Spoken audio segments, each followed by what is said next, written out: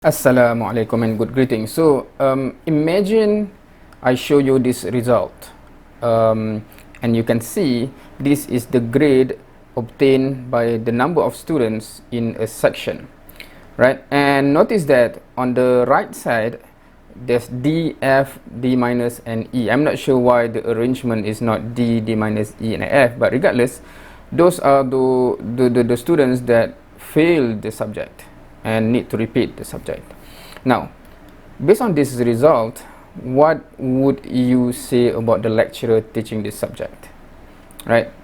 Success, fail, whatever you assume about it, right? So take a look at it and right. What about if I show you the next result? What about this one? Notice that only 2 bars represent those that do not pass the subject, which can be considered the minority that get D and D minus there, right? And a lot of students get A. Let me show you another result, right? And another one. Now, these 4 results is actually 4 different sections that I have taught this semester for the same subject, using the same approach, using the same methodology. And it is interesting to see the result, right? And if I want to portray myself as a lecturer that is achieving something, I might only just show one of those, right? Those that gets a lot of A, and I say that, see how great a lecturer I am, for example. Or I can show you the other result to say that, please, I shouldn't teach this subject because that's the result, right? Regardless, now, these 4 represent the different sections, but of course when I want to analyze what can I see from this, I will combine all of this, because all of these are my students, although they are from different sections, meaning that the class time is different, but the content, the subject, of course, the approach, the method is all the same. So I should treat all of this data, simultaneously, right? So I will show you the result basically. So if you see this, this represents the marks that the student obtained, and on the lower part I put the final exam marks, right? And on top of it is the carry mark. So, and I put 2 lines here, right? This line here represents the 50 marks of total marks, where anyone who achieve more than 50 marks total will be considered as passing the subject, right? For example, on this side to the left is the student, or are the students that achieve more than 50 marks total to pass the subject, while those who have less obviously fail the subject. But I also put another line here, which is 25 marks, where it has become a policy here that for a student to pass a subject, they also need to pass the final exam. And in this course, in this subject, the final exam carry 50% of the marks from the total marks.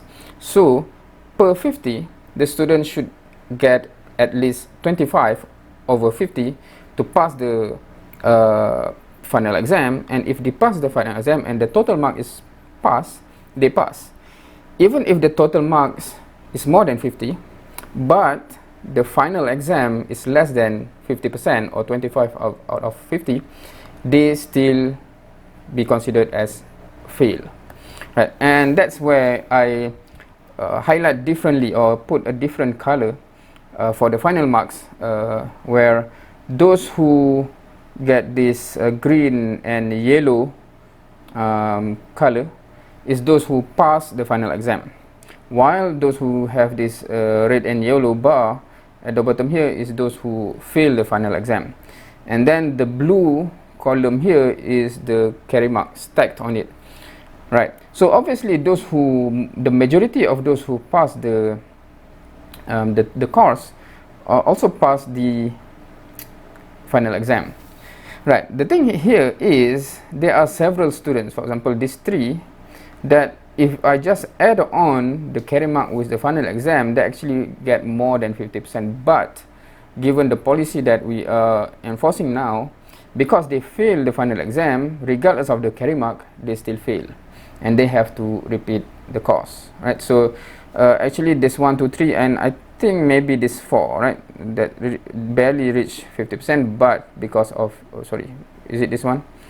Yeah, so that do not pass the final exam. And interestingly, there are some students as well that actually pass the final exam, you can see here, but because the carry mark is quite low in this case, right? For example, this final exam is quite interesting, but because of the carry mark is very low, I'm not sure what happened in the midterm, for example, unfortunately. Right, so this is the 83 students from the 4 sections, where I think several things that I would like to highlight for future students, either those who will be repeating, taking this course once again, or those who will be taking this course for the first time. Make sure you understand this, where whatever it is, to pass the subject, you have to pass the final exam. That's the current policy that we are enforcing, so make sure you understand that. And it is interesting enough that the topics that is covered before the midterm and after the midterm, some of the topics are drastically different, right? For example, for this course, before the midterm we do not have any integration, for example, right? But after, we have several chapters where we have to use integration. So some students find it easy for the earlier chapters, but suddenly when they face integration, they have problems. Some students is the opposite side, right? So given that the final exam covers everything, so sometimes there's the trend of midterm and final is not really correlates, right? So make sure you have what you need in terms of understanding, level of understanding and level of preparation, so that you can cater any given subject or any given topics in the final exams. That's important.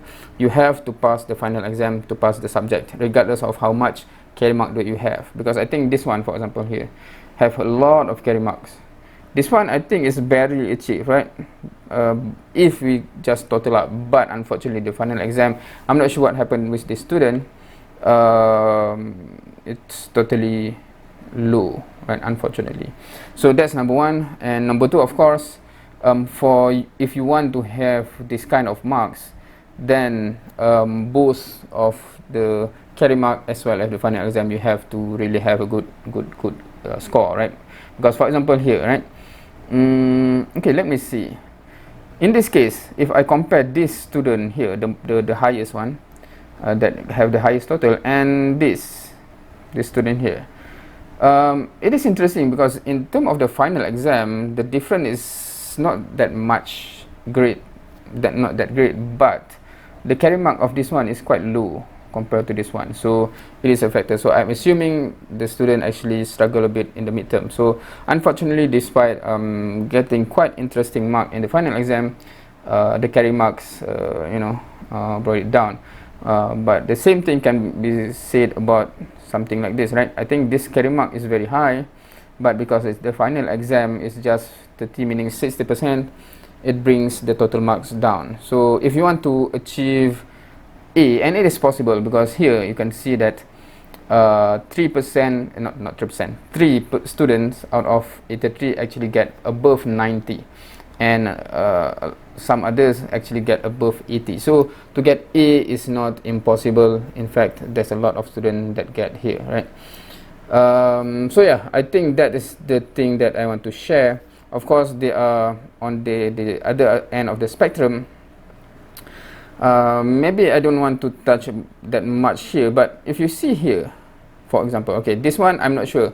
I think the student may have not taken the final exam because of MC, etc. So if they retake the exam, if they have a valid MC, then it will be dealt with later on, right? But for example here, the carry mark is quite okay. I think this is a lot carry mark, but the final exam is totally, yeah. So I'm not sure what happened.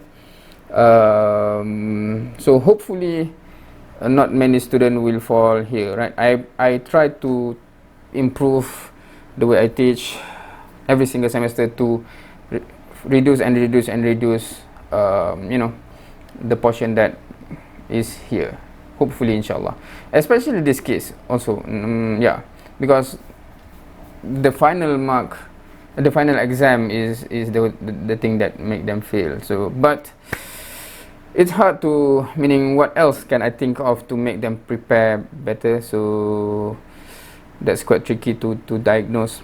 But anyway, so that's all I want to share for this one, because we just ended the semester, and shortly we will have a new semester. So normally I just, you know, record everything for my own, you know, if I want to check back on what I have done. I try to how to say, keep note on everything in terms of continuous improvement, inshallah. Wallahu alam. If you have been my students in the past semester, and you have good grades, for example here, congratulations for you. If, for example, you are in this case, an advice, you know, there's still opportunity to repeat the subject, inshallah. And yeah, what has happened. We can learn from it and hopefully improve to be very, very well prepared in the coming semester, inshallah, so that the new result will be on this side, inshallah. Wallahu alam. Thank you, and yep, see you next time.